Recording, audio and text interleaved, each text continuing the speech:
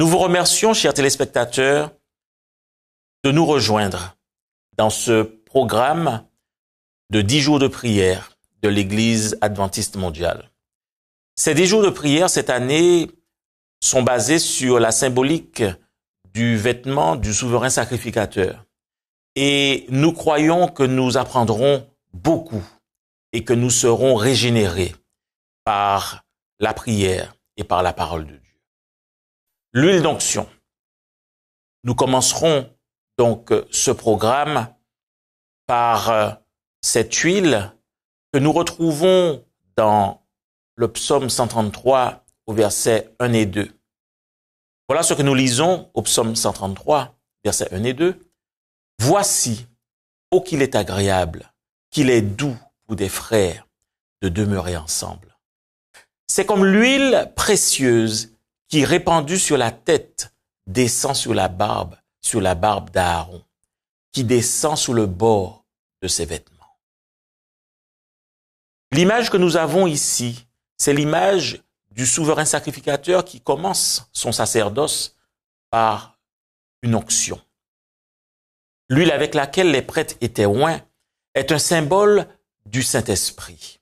Nous avons besoin du Saint-Esprit. Il est le seul qui puisse apporter l'unité à notre Église et assurer le succès de nos efforts de mission. Nos vies doivent être cachées avec le Christ en Dieu. Nous devons avoir une connaissance personnelle du Christ. Alors seulement pourrons-nous le représenter dignement devant le monde. Où que nous soyons, notre lumière doit briller à la gloire de Dieu par nos bonnes œuvres. Telle est l'œuvre importante et excellente de nos vies.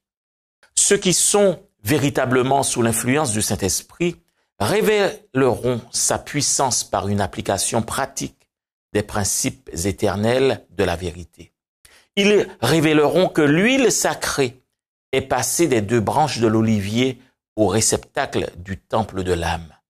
Leurs paroles seront imprégnées de la puissance du Saint-Esprit pour adoucir et submerger le cœur.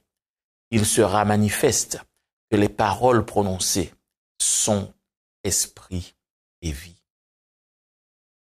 Celui qui ressent ses faiblesses et qui lutte avec Dieu comme le fit Jacob et qui, comme ce serviteur d'autrefois, s'écrie « Je ne te laisserai point aller, que tu ne m'aies béni ». Celui-là s'en ira, revêtu de la fraîche onction du Saint-Esprit. L'atmosphère du ciel l'entourera. Il s'en ira faisant le bien. Son influence sera une force positive en faveur de la religion du Christ. Quand le Consolateur sera venu, l'Esprit de vérité, nous dit Jean 16, verset 13, vous conduira dans toute la vérité, car il ne parlera pas de lui-même, mais il dira tout ce qu'il aura entendu, et il vous annoncera les choses à venir. Croissons dans la connaissance de la vérité, en donnant toute la louange et la gloire à celui qui est un avec le Père. Recherchons avec la plus grande ferveur l'onction céleste, le Saint-Esprit.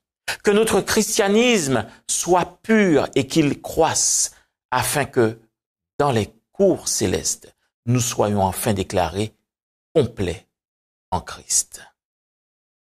Dans nos relations avec Dieu et avec nos semblables, il doit y avoir un échange continuel. Nous devons prendre et donner, recevoir et communiquer à d'autres.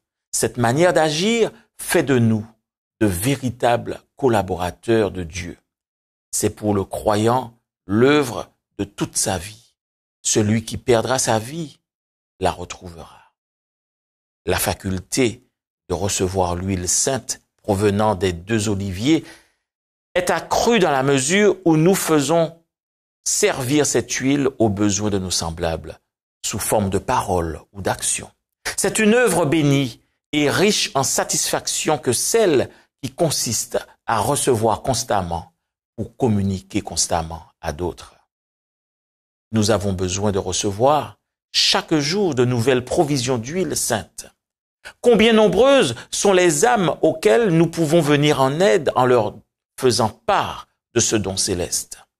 Le ciel tout entier attend que des âmes deviennent des canaux par lesquels l'huile sainte, apportant joie et réconfort, se déversera sur d'autres âmes. Nul ne sera amené à faire un travail dépourvu de valeur s'il est uni au Christ. Si le Sauveur habite en nous, nous travaillerons sans jamais nous lasser, et notre travail, d'une solidité à toute épreuve, subsistera. Par l'intermédiaire des fidèles enfants de Dieu, la plénitude divine se répandra dans les cœurs. Lorsque le Saint-Esprit prendra possession de nos membres d'Église, on cultivera au sein de nos communautés un idéal beaucoup plus élevé dans les paroles, dans le ministère, dans la spiritualité.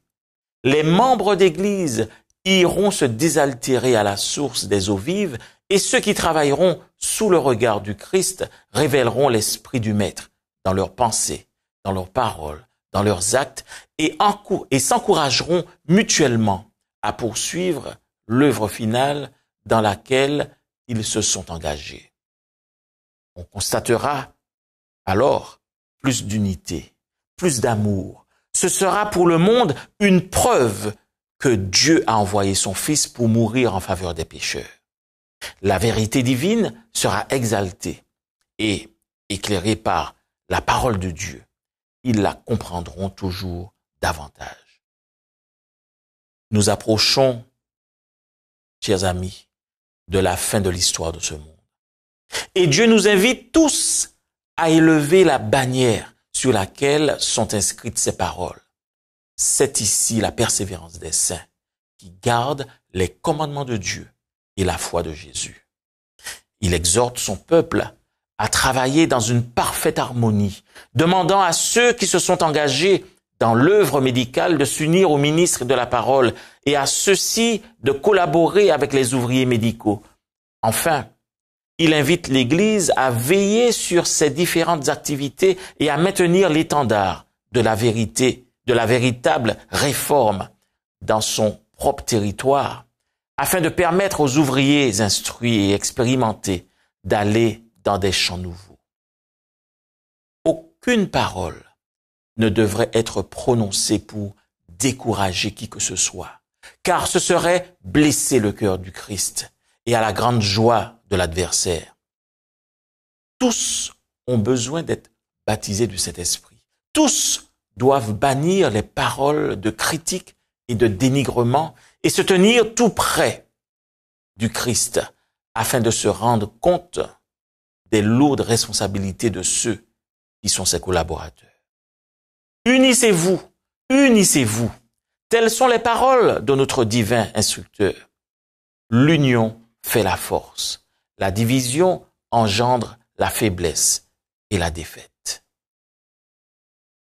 Chers amis, au terme de cette réflexion, je voudrais que nous puissions ensemble prier. Prions donc ensemble. Seigneur, nous te louons pour la promesse de ton Saint-Esprit. Nous te louons parce que ton esprit est donné à tous ceux qui le demandent. Pardonne-nous lorsque nous n'ouvrons pas pleinement nos cœurs à l'œuvre du Saint-Esprit. Pardonne-nous de ne pas toujours vivre et travailler dans l'unité avec les autres. Puissions-nous avoir des cœurs humbles qui recherchent la paix avec tous et la sanctification sans laquelle personne ne verra le Seigneur. Seigneur, que notre Église exalte le Christ crucifié et qui revient bientôt. Donne-nous la compassion pour les âmes perdues. Daigne bénir nos programmes d'évangélisation dans le monde entier durant cette année qui commence. Seigneur, daigne bénir l'œuvre de la mission adventiste. Accorde à nos ouvriers ta sagesse alors qu'ils coordonnent les projets d'implantation d'églises à travers le monde et sollicitent les fonds pour envoyer des pionniers de mission globale dans les zones non atteintes. Bénis les fidèles membres d'Église qui soutiennent ton œuvre, que leurs dons soient grands ou petits. Et daigne inspirer chacun de nous à donner de tout son cœur et recevoir les bénédictions d'un économa fidèle. Seigneur, nous prions pour les 7 personnes ou plus qui sont sur nos listes de prières individuelles. Puisse-t-elle permettre au Saint-Esprit d'agir dans leur vie. Nous prions également pour les besoins personnels de ceux qui suivent en ce moment cette émission. Seigneur, montre-nous les péchés que nous devons confesser dans nos cœurs. Nous revendiquons ta victoire sur ces péchés. Merci notre Dieu de nous avoir fait tant de promesses. Merci du fait que ton Saint-Esprit nous guide dans la vérité. Visite ton peuple et fais-nous du bien comme toi seul sais le faire. Nous t'avons prié au nom et par les mérites de ton Fils Jésus. Amen. Merci d'avoir vécu avec nous cette première émission des 10 jours de prière. Et soyez fidèles au rendez-vous. Que Dieu vous bénisse. Amen.